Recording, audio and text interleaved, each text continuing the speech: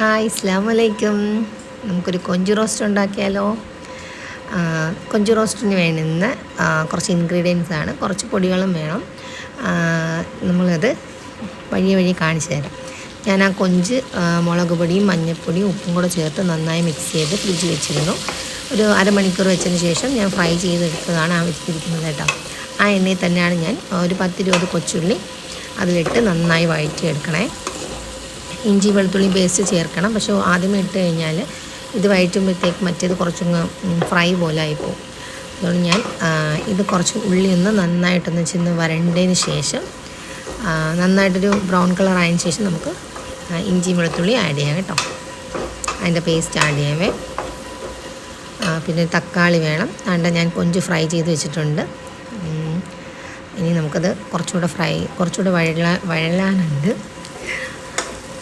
Okay, ഒരു brown shade ഇതാവുന്നത് വരെ നമ്മൾ വഴറ്റണം കേട്ടോ. എന്നിട്ട് കുറച്ച് നമുക്ക് കറിവേപ്പില ആഡ് ചെയ്യാം.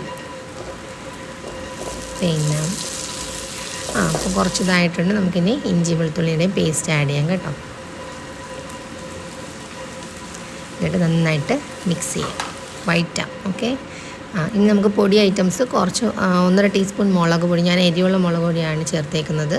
പിന്നെ ഗരം മസാലയും ഒരു ഇച്ചിരി പെരുംജീരകത്തിൻ്റെ പൊടിയും കൂടെ ചേർക്കണം കേട്ടോ. പിന്നെ നമുക്കൊരു വലിയ തക്കാളിയാണ് എടുത്തേക്കുന്നത്. ഒരു വലിയ തക്കാളി ഇതിനകത്ത് ഇട്ട് നമുക്ക് നന്നായിട്ട് വഴറ്റിയെടുക്കാം. ഇത് മല്ലിയിലയാണ് കേട്ടോ, ആഫ്രിക്കൻ മല്ലിയിലെന്നാണ് തോന്നുന്നു പറയുന്നത്. നമ്മുടെ നാട്ടു പ്രദേശങ്ങളിലൊക്കെ ഇത് കാണാറുണ്ട്. അതാണ് ഞാൻ ഇതിനകത്ത് എടുത്തേക്കുന്നത് കേട്ടോ. കുറച്ച് ഉപ്പും കൂടെ ആഡ് ചെയ്തിട്ടുണ്ട്. ഇത് കുറച്ച് വഴണ്ട് വരുമ്പോഴത്തേക്ക് നമുക്കിതിനകത്ത് വേണ്ടുന്ന വെള്ളം നമുക്കതിനകത്ത് ഒഴിച്ചു കൊടുക്കാം. ഞാനൊരു 1 കപ്പ് വെള്ളമാണ് കേട്ടോ എടുത്തേക്കുന്നത്. ഈ 1 കപ്പ് വെള്ളമാണ് അതിനകത്ത് ഒഴിച്ചേക്കുന്നത്.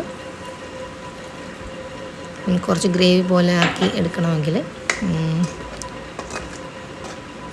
കുറച്ച് കറി പോലെയൊക്കെ കഴിക്കണം ഇതാകുന്നത് നമുക്കതനുസരിച്ചുള്ള വെള്ളം ചേർക്കാം കേട്ടോ. എന്നിട്ട് നന്നായി അത് തിള വരുന്നവരെ കുറച്ചൊന്നും ഇതാവുന്നത് വരെ നമുക്ക് വെയിറ്റ് ചെയ്യാം. കുറച്ച് കറിവേപ്പില ഞാൻ അത് ആഡ് ചെയ്തിട്ടുണ്ട്. നമ്മൾ ആ കട്ട് ചെയ്ത് വെച്ചിരിക്കുന്ന മറ്റേ മല്ലിയില അതും കൂടെ ഞാൻ ഇതിനകത്തേക്ക് ആഡ് ചെയ്തു. എന്നിട്ടത് കുറച്ചൊന്ന് തിളയ്ക്കുന്നത് വരെ നമുക്ക് വെയിറ്റ് ചെയ്യാം. തിള വന്നിട്ടുണ്ട്. ഇനി നമുക്കതിനകത്ത് കൊഞ്ച് ആഡ് ചെയ്യാം കേട്ടോ. നമ്മൾ ഫ്രൈ ചെയ്ത് വെച്ചിരുന്ന കൊഞ്ച് നമുക്കതിനകത്തേക്ക് ഇടാം. എന്നിട്ട് നന്നായിട്ടൊന്ന് മിക്സ് ചെയ്യാം. ഇത്രയേ ഉള്ളൂ കേട്ടോ. ഇനി നമ്മൾ ഉപ്പൊക്കെ നോക്കിയിട്ട് നമുക്ക് സെർവ് ചെയ്യാവുന്നതാണ്. നല്ലൊരു കൊഞ്ച് റോസ്റ്റാണ്. എല്ലാവരും ഉണ്ടാക്കി നോക്കണം കേട്ടോ. ഓക്കെ, അപ്പോൾ നമ്മുടെ കൊഞ്ച് റോസ്റ്റ് റെഡി. എല്ലാവരും ട്രൈ ചെയ്യണം. Okay, bye, see U.